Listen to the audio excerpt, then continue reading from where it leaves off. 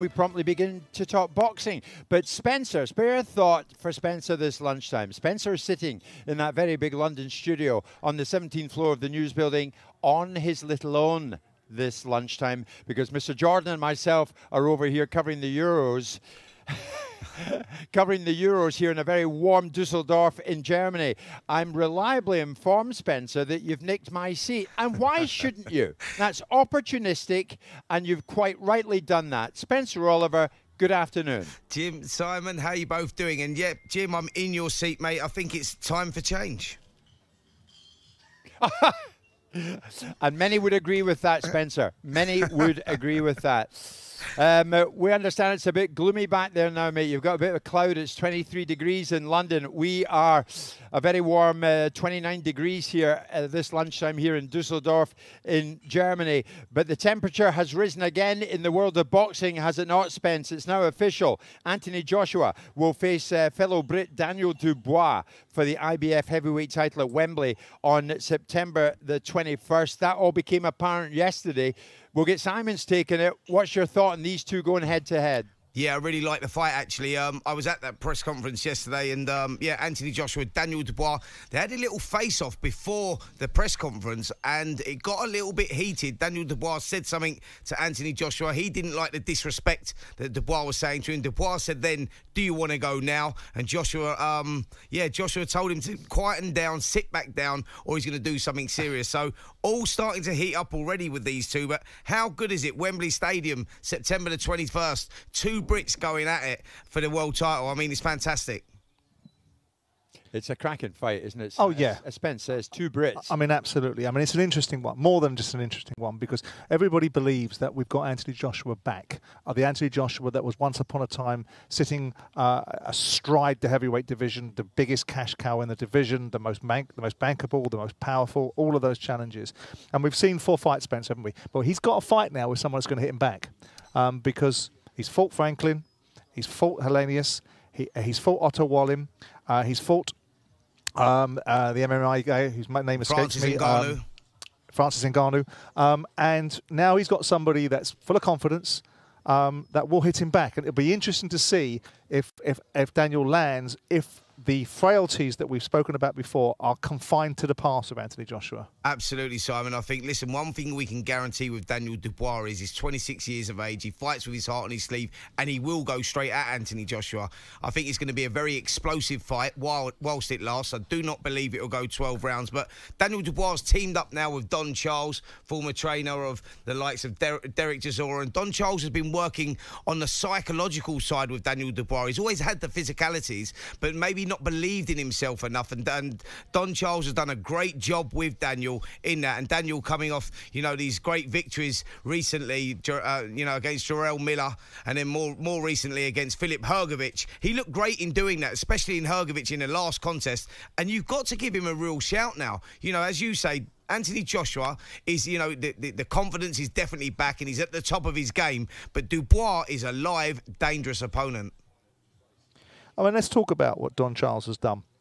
Because, you know, the performance against Hrgović was asking to get beat somewhere along the line because he'd ridden that line of getting past a couple of fighters, Hrgović, Zhilei Zhang being one of them, where you and I thought that Zhang had won that fight. But it wasn't so long ago that there was lots of questions about Daniel. The fact that he had an opportunity against Usyk, and there's a perception that kind of swallowed it in the ninth and didn't want to get up, didn't jump on Usyk when the low blow situation manifested itself. We go back to the fight during COVID where, you know, there was a challenge Dubois that was not only sort of beaten up in that fight and stopped himself and took the knee himself, but also didn't have many ideas. I mean, is Don Charles really making that much of an improvement in Daniel, given the fact that the fight against Jarrell Miller, I would have picked him to win that fight. Jarrell Miller was a tub of lard that he should have won a fight against. The Hrgović fight is more impressive. Absolutely. Listen, what people do forget is that Daniel Dubois is 26 years of age. You go back a few years now when he boxed Joe Joyce and things couldn't work themselves out for him. He went out there, he had a plan A, but he didn't have a plan B. I think it was hard done by actually the stoppage when, you know, at the end of it, he did have a fractured eye socket. So I do understand him. You know, as an ex-fighter, I understand him going down on that knee. I never thought he swallowed it. When I looked at him, I could see there was actually damage to the eye. But it did look like he'd run out of ideas in that contest. And then you fast forward and you go to the Alexander Usyk defeat last August, and you look at that defeat and you go, you know what? He was having his moments in that fight. I still stand by. I don't think it was a low blow. I think Usyk done a great thing. He used his experience, kept on the floor as much as he could, and Daniel lost his momentum, and that was the big problem there. And I think they were all learning fights for Daniel. He's, like I say, he's 26 years of age. He's learning on the job all the time. And I think, actually, those defeats have been the moulding of him, the making of him. And I think we've seen that and the improvements, because I think the Filip Hrgović performance was very, very impressive. The one thing that did concern me against Hrgović was how regularly Filip Hrgović was hitting him with that right hand. He can't do that against Anthony Joshua, because Joshua has venom in that punch. And if he catches Dubois with that, he will stay caught, because Joshua is a great finisher.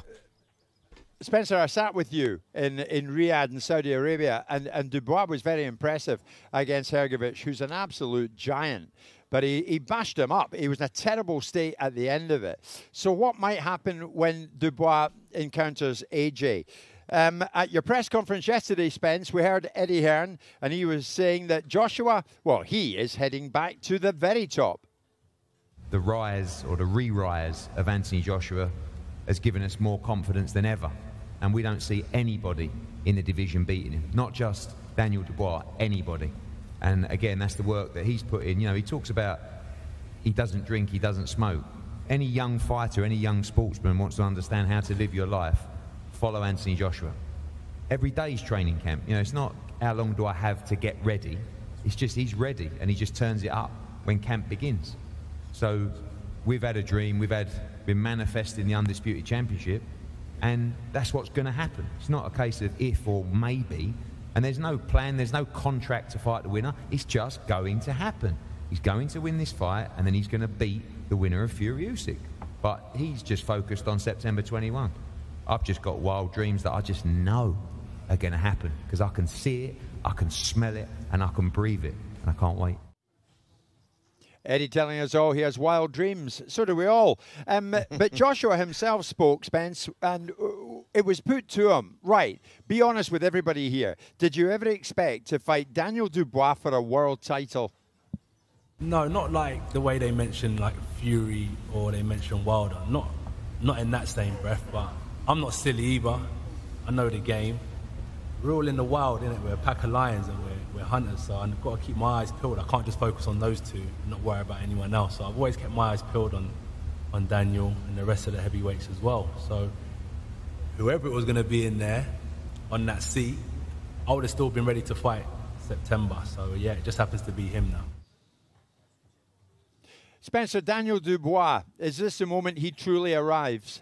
Well, listen, this is a huge opportunity for Daniel Dubois, and it's what he chooses to do with that opportunity, whether he goes out there in front of 90,000 people and that ring walk comes on and the spotlight hits him. That's when you see, you know, the reality kick in. Will he handle that? Will he let the pressure get to him, or will he feed off the pressure? That's what we'll find out with Daniel Dubois. Anthony Joshua, the answer is yes, he will feed off the pressure. We've seen him do that before against Vladimir Klitschko at Wembley Stadium. One of the best shows, one of the best performances I've seen actually from Anthony Joshua, and he went out there and he delivered. You know, he fed off the crowd, and he done that. We don't know that about Daniel Dubois. We don't know how he's going to handle that pressure, and that could be the difference between winning and losing in this one, because for me, the experience of Anthony Joshua being there before, handling these occasions before, that's why you make him the favourite. Daniel's the young kid coming through. It's the opportunity. He's the underdog, but can the underdog produce the goods? It's a fascinating fight. It really is, because there's an element of danger about Daniel Dubois. He's very heavy-handed, very explosive, and Joshua has to be careful. Yeah, Simon, Daniel Dubois, is he a top-tier heavyweight? Yeah. Whether he's a world title winner in this current incarnation, in terms of the fighters that are around, I don't know. I was going to ask Spencer about the level of sophistication that Daniel Dubois brings to the fight, in terms of the ability to be able to catch up with Anthony, because Anthony is technically quite good, and Ben Davison has improved him quite significantly. So we've got the AJ that moves a little bit and can go in behind the jab. But I mean, he's more of a brawler, Daniel Dubois, than he is a sophisticated fighter. Do you think that he's got the style to deal with Anthony? Well, as Anthony Joshua now is back full of confidence. Well, that's the $1 million question, Simon. I think that Daniel Dubois, Don Charles is a great student of the game and a great, great teacher of the game. He's been working on that. He's not stupid. He knows Anthony Joshua. He's trained Joshua before as well. Like, we've all been brought up from the same area. So I see Daniel in the gym from time to time now, and that's what they're working on. It's not just about being explosive, being reckless, because you can get away with that at a certain level. He won't get away with it with Anthony Joshua. So there's got to be a little bit more to his game, than what we've seen before for him to pull out a victory here. But like I say, because he's explosive, I think with Joshua, he learned from the Andy Ruiz loss, like that knockout where he was being reckless in that one, got caught, and he learned a lot from that defeat. And Alexander Usyk as well. I think that he's taking a lot from those losses, so he has that experience. With Daniel, he's lost as well, and it's all about now whether he has the adaptability, because like you say, Simon, being explosive, heavy-handed with a lot of firepower doesn't win you fights. There's got to be a little bit more to your game at this level. He has been elevated, obviously. Oh, sorry, guys. He has been elevated to IBF champion. So Daniel Dubois is the champion going into this one, and Joshua trying to become the three-time world champion. On AM, on DAB, via the talkSPORT app, and on your smart speaker. talkSPORT.